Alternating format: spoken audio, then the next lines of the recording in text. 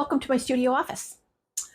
Today I want to talk about art journals and how to begin one, and maybe you've already begun one but can't stick with it. Art journaling can be so much fun but can also be really challenging to finish. If you're anything like me, you really struggle with a blank white page. They're beautiful journals, wonderful to work in. Maybe you don't. All right, let's look at some journals. So I'm going to start way back.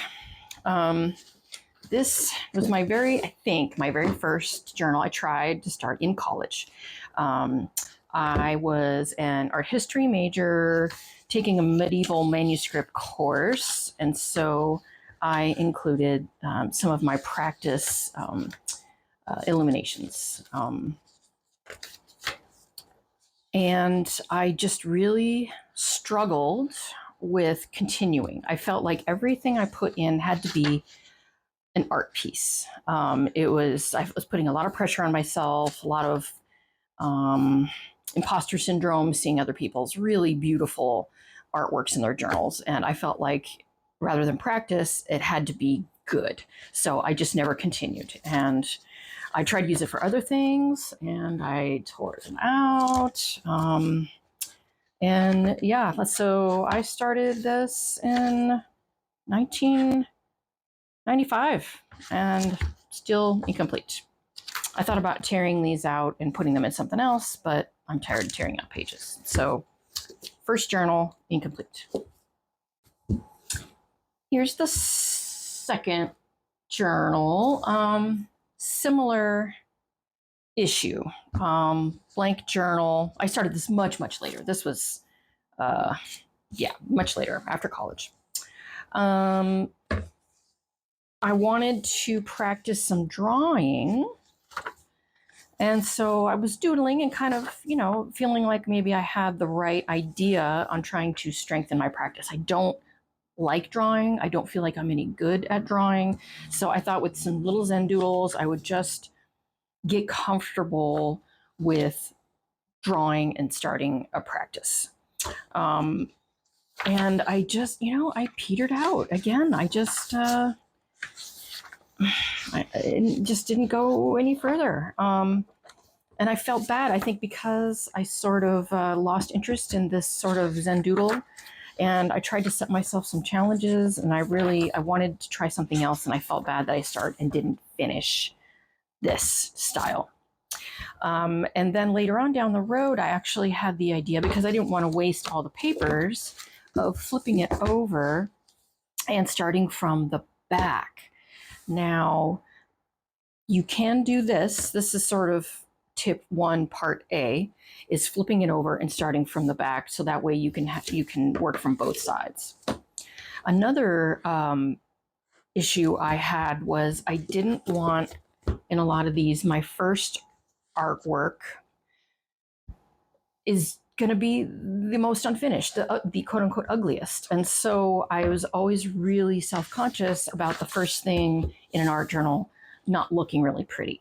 So tip 1, part 2 is start from the back and work your way forward. I did start to do that on another journal I no longer have.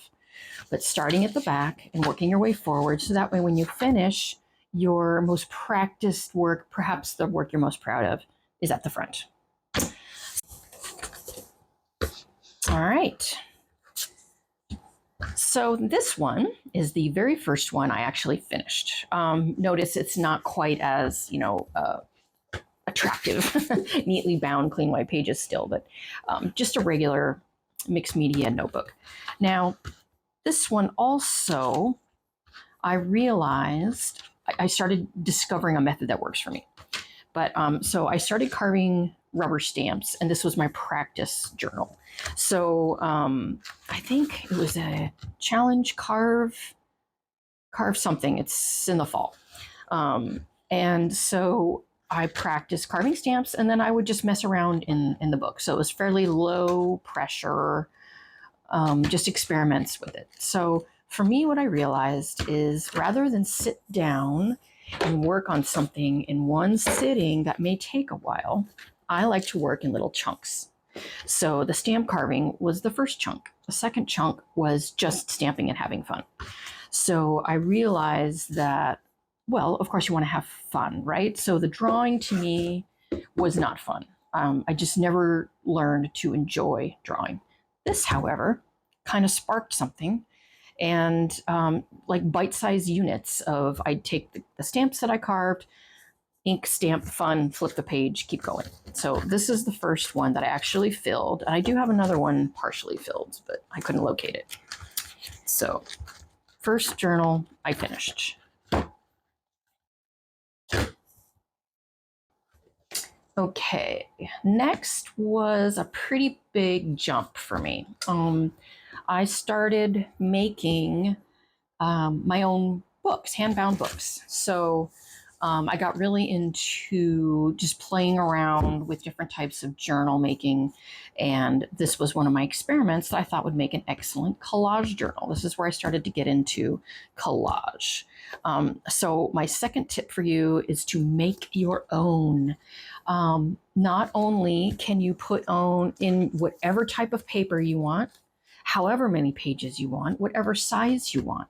You can customize how you want it to look. I love the grungy,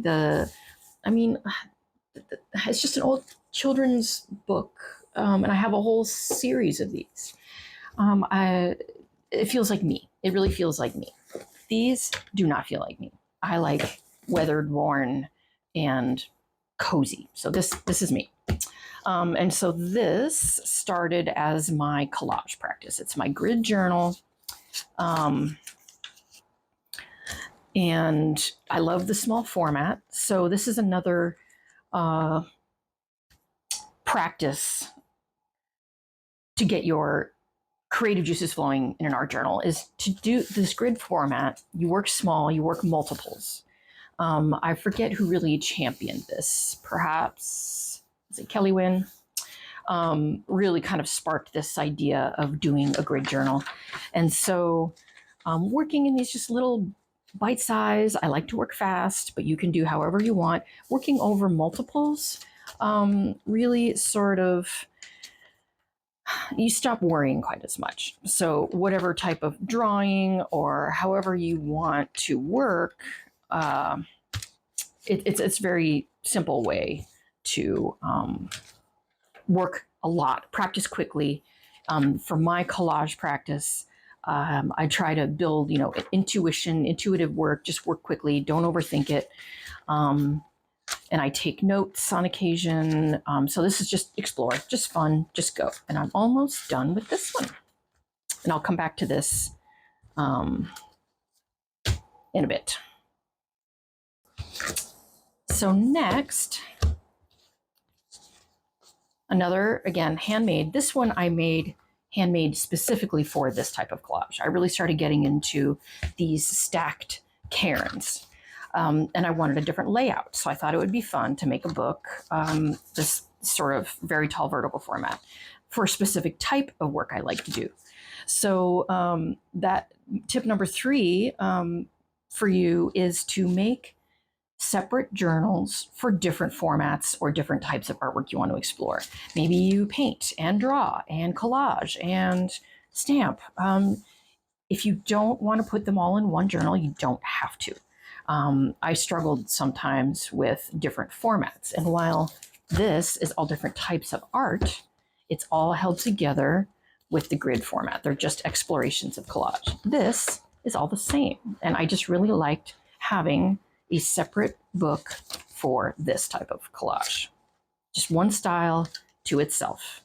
And I can explore that in many, many different ways. And I am just past halfway done completing this one. That also leads me to the next one here. This one, once I started really warming up in my grid collage journal, I wanted to explore some of those on a bigger format. So this is my larger format journal. So if there was an idea I wanted to play with, or like I was really into these surreal collages for a while. So this gave me an opportunity to play with that. And halfway through, I realized I didn't I like this type of collage, but what I was really enjoying more was my own painted papers. This style of including my own papers with a little bit of vintage material. So I wanted to change that, but I felt kind of funny changing focus midway through. So down the line, you can see how I switched. So what I realized is that, oh, and I switched again. So I decided to create myself a goal for the journal. So tip number 4 is to give yourself the reason for the journal. What is your goal? So for this one, my goal was to develop a style with maybe a particular palette. I wanted to use up a lot of paper because I have so many scraps, so a huge paper collection. So work, use up this paper. And I also wanted to train my intuition by practicing the principles and elements of design, of art. So given that, these do flow because I am practicing those things. I am finding I have different styles that I like. This style with the vintage papers, my pebbles, and some other types of abstract collage. But setting a goal really helped me focus and not feel bad for perhaps changing something mid-stride or mid-journal, and not feel guilty about it.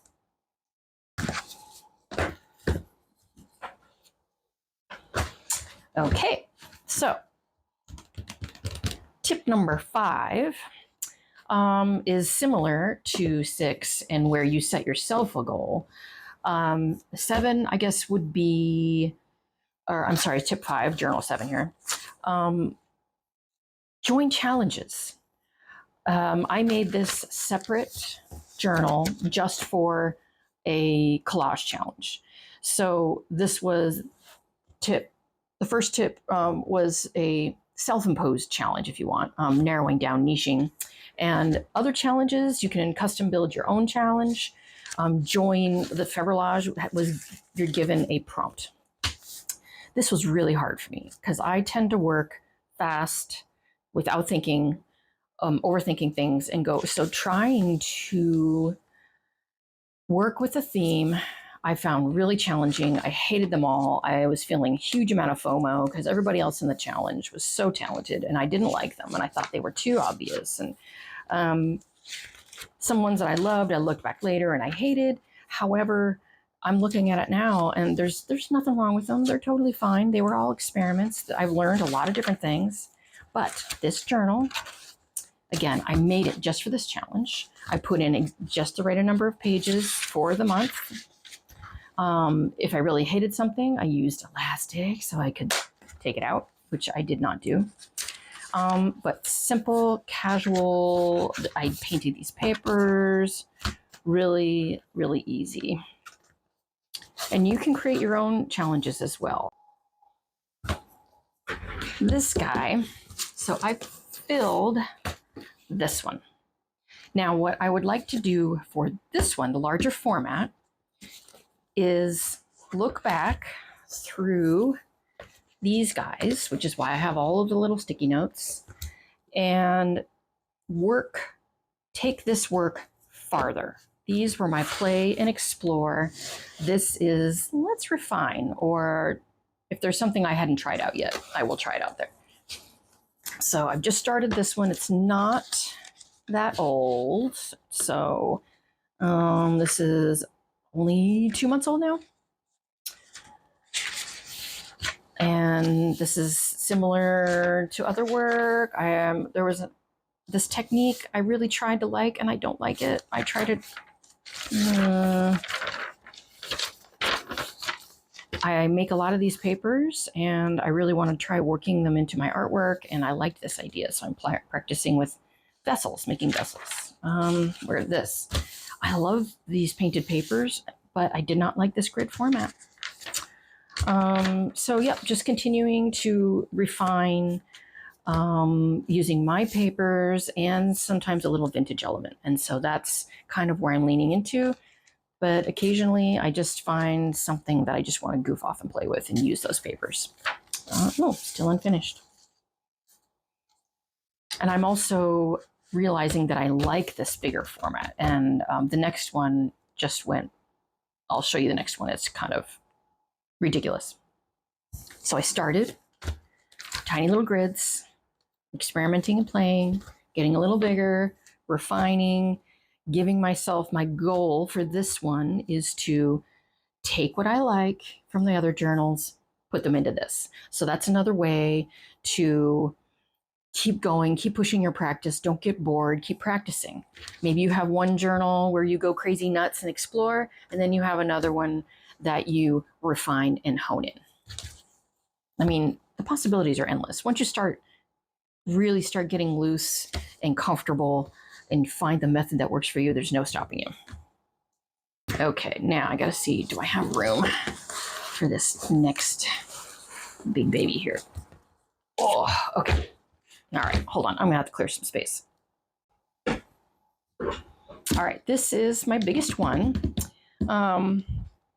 Actually, I want to make another one not quite so specifically grungy, but I do love this giant format. So since I made this is rust printed nautical chart, is I want to stick with the map theme. I love maps. I've always been attracted to maps. I've been a backpacker, a sailor, so I have maps, hiking maps, nautical charts. And I do a lot of this suminagashi, which to me can really evoke topographical maps and charts. So I'm playing in this journal with loosely based on maps, places, charts, and very grungy. I mean, these aren't really map themed, but still using those papers. And it's still, you know, just kind of a loose work in progress. I don't work in this one as often. I made little movable markers. I played with some map making and just drawing. I've always kind of had a fascination with drawing maps. So this is just kind of that. And every once in a while, I'll find a cool chart or map where I feel like I want to practice drawing, and I'll throw it in here. So this is another continually work in progress. These pages are tea dyed. That is another I'll call supplemental tip. Your pages don't always have to be white. For me, the tea dyed page really took away some of that fear of the blank white page. Similar with, for those of you who do use a lot of white paper or canvas, scribbling and mark making over it first kind of helps break that up. For me, it was dyeing or manipulating it in another way. So found papers. Actually, let's maybe go to that one next. So here is this big bad boy. A lot of fun to make, and I want to make more giant ones. Okay, these guys are kind of little bonus journals. This was a really early bookmaking experiment I did. I sell journals that are similar. This is kind of a prototype of small, this size, with colored and dyed papers. So this, to me, was really helpful in having something to start with. So it's sort of like my version of mark making. Instead of having a white page, it's colored, it's got something on it. This particular one, I turned into a gratitude journal because I wanted to practice my lettering. So I wanted to develop a lettering style that I could include in some of my artwork. And I hate my handwriting, which I think a lot of us do. So I decided to make it a daily gratitude journal and just open it randomly and practice my writing. Obviously, I haven't had this one for too long yet. So that's another way, is to have like a junk journal. right? It's not just white. There's some already interest there. Helps inspire a little bit. And the final one, I think this is the final one. I've got a lot of books. This, I don't know if I would call so much an art journal as maybe an album. Again, another handmade book with various papers in it. And I have this habit, or I enjoy cutting artist trading cards out of interesting papers. I like to dye and paint paper. And every once in a while, I'll just find a little section that is just really cool. So I'll cut it out and I stick it in a box. And I have this amazing collection of snippets. So I grabbed one of my journals and thought I'd make it in an artist trading card, or what is the other, ACEO, whatever they are, album. So I would just pick a page that I thought it went on and started affixing them in there. So it's another way, if you make your art separately and want to put it into a journal, something that isn't a plain white journal, there's something about it. It's more me. These pages, I dyed these pages. I hand drew on them. I colored them. I, altered them, and then I put my own artwork on them. So it just feels a little extra special that way. And so that way, not only do I have, art in them, but the book, the journal itself is also a little piece of art. And so I've combined my love of books and bookmaking with art journaling. And to me, that's like the magic combo. It keeps me highly motivated and interested. I'm always ready to create something because I have a bajillion different vessels to put them in. Well, I found yet another journal I forgot. So this, as it says, is my little floor scraps journal. So this is, after every project I make, I've inevitably have paper, little bits of paper everywhere. I mean, even as I'm looking at my desk now, I cleaned it and there's still little bits of paper everywhere. So without much thinking or overthinking, I just grab those scraps, slap them down. So it's just an even more quick, intuitive way to use up my papers and just get a little practice.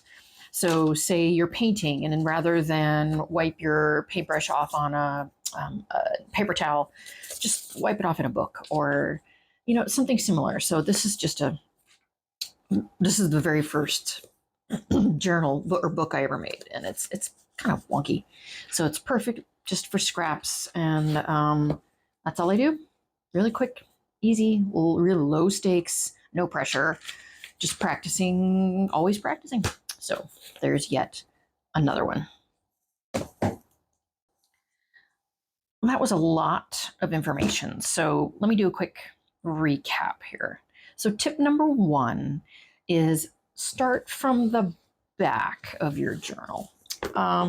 If you feel that your work, you don't want, quote unquote, your ugly work to be at the beginning, start at the back and work your way forward. That way, when you are finished, your most practiced, experienced work is at the front. Or alternatively, rather than have multiple journals, flip over and start from the back and work your way in that way. So you will have essentially 2 journals in one. Just be creative with what you have to try and inspire you to keep going. Now, tip number 2, and for me it was the big one, was make your own journals. When I started getting into bookbinding, I didn't realize how much that was going to impact my art journaling. I make and sell a lot of blank books. Used to sell a lot of blank books as a business, but oh my, just customizing your own journal to how you like it, how you feel it, who you are. These are old book covers. That's me. You can decide how many pages you want. the type of paper you want, the format, the color of paper, the size, the covers, everything you can customize. And that just makes it so much more inspiring and motivating to work inside. So tip number 2, make your own. I highly recommend it. You don't have to use old book covers. However, they are really super easy to do. But make your own journal. This super easy, no sewing needed. Decorate. I just sewed a couple of pieces of paper together to make it thicker, fold it in half, elastic. Same thing, any kind of paper you want. This is just sketch paper. Experiment, play, make it easy, make something you love. Tip number 3, multiple journals. You don't have to go to the extent that I did. I work out of 5 journals concurrently. 1, 2, 3, 4, and the giant one is 5. Yeah. So those are all going at the same time. So every day I pick one to work out of, whatever I'm inspired to work in. But you don't have to do that many. Just 2, even 2. Say something with an unusual format to kind of push your skills, your limits, your creativity. Make your own and use more than one. Tip number 4 is to either join challenges or set your own, make your own challenges. So I think I reversed the tips earlier, but joining a challenge forces you outside of your box a little bit. Like I explained, this challenge really set me outside of my comfort zone. I didn't expect it to, but it really did. But that was good. It's good. Sometimes you want to be made uncomfortable. It means you're trying something new. You're going outside of your comfort zone, and that's usually a good place to be when it comes to artwork in making progress. If you're not feeling a little uncomfortable, you're probably not breaking new ground. Doesn't mean you shouldn't, or you can be comfortable, but it's just something to think about. And now tip number 5 is similar, but it's setting yourself a specific goal or intention for that particular journal. As I explained, for this one, I gave myself a goal here. And the goal for this one is slightly different than it is for this one. This one was to play and explore. This one is going to be to refine a little bit. I'm going to take all of the little stickies here and expand upon those. I kind of liked this style. I realized that I really enjoy letters and numbers, typography in my collage. So I want to explore that some more. I will do that in here. And I will add one final tip, but more of just a tip. When you are journaling, stop every once in a while and take some notes. Let's see if I can find where I did that. Here we go. So I will take notes on the collage to date. I'll flip back through. What did I like? What did I not like? I realized for me, a lot of the collages I don't like is because they are lacking contrast. So I went back through and I added these dark lines. That changed the whole thing for me. I like scribbled lines. See, there, scribbles. This was also lacking in contrast. I went back in and I added some more contrast. What did I like that I didn't think I would like? This collage, I hated it. Later on, I went back in because I was lacking a focal point. That was another note I made. A lot of my collages lack focal points, so I tried to add some. Still don't like it, but it's better. And I am not afraid to go back in and keep working on previous collages as well. So take notes, and if it's something you feel like you can do, keep working on previous work. I went back through some of these and I added the numbers because I realized I like typography and numbers. I made this collage last year, and then I went back in later and added some cutouts. Just try a little, just change it up a little bit. What else can I do that's different? So you can continue working on and learning on all your work, whether you're drawing, painting, collaging, whatever you want.